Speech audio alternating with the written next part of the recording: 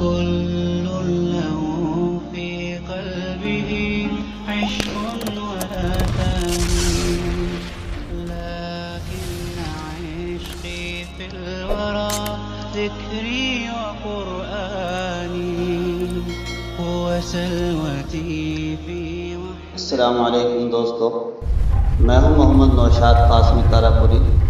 میرے YouTube channel Naushad ٹیک پر آپ کا خیر مقدم ہے۔ آج میں آپ کے سامنے پیش کروں گا آج کے سبق کا عنوان ہے اچھے بچے۔ اس سے پہلے جو آپ نے سبق پڑھا تھا اس کا عنوان بھی تھا اچھے بچے، اور آج کے سبق کا عنوان بھی ہے اچھے بچے۔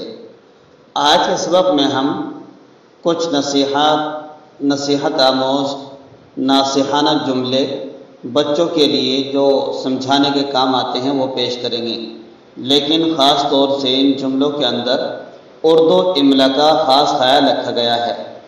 تو آپ بچوں کو جب یہ جملے پڑھائیں تو بچوں سے اولاً اس کی نقل کروائیں، پڑھانے کے بعد پھر املا بھی کروائیں، اور قواعد املا کی رعایت کرتے ہوئے ہر ایک کی کاپی کو چیک کریں۔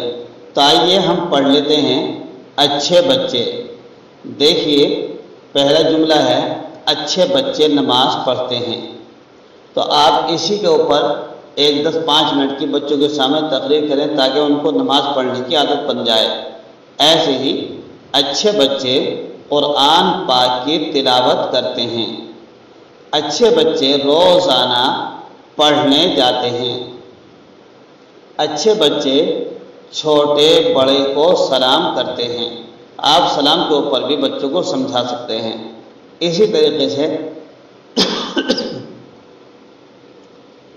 اچھے بچے مسجد میں شور و غل نہیں کرتے۔ اچھے بچے سب کے کام آتے ہیں۔ اچھے بچے چوری نہیں کرتے۔ اچھے بچے سب کو پیارے ہوتے ہیں۔ پیارے بچوں تمہیں بھی اچھا بننا چاہیے، کیونکہ اچھے بچے ہر ایک کی نظر میں محبوب ہوتے ہیں۔